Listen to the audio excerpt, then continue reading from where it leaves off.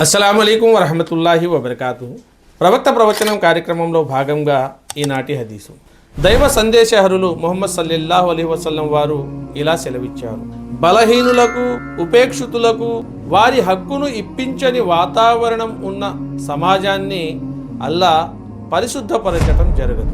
సోదర మహాశివులారా, ఒకసారి దైవ సందేశహరులు ముహమ్మద్ సల్లల్లాహు అలైహి వసల్లం వారు మదీనాలో హజరత్ అబ్దుల్లా బిన్ మసూద్ రజియల్లాహు తఆలా అన్హు వారికి కొంత భూమిని ప్రసాదించారు.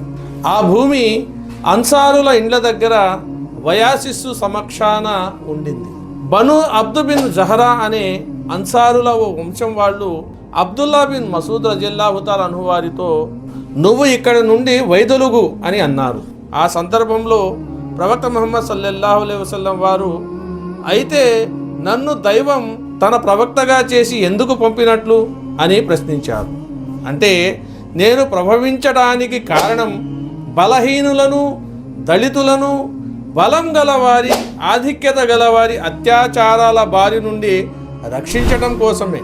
కానీ నేను ప్రభవించిన తరువాత కూడా బలహీనులపై అత్యాచారాలు కొనసాగితే, వారిని వారి భూమి నుండి తొలగిస్తే ఇక నా రాకకు అర్థమేముంటుంది అని వారితో వారించారు.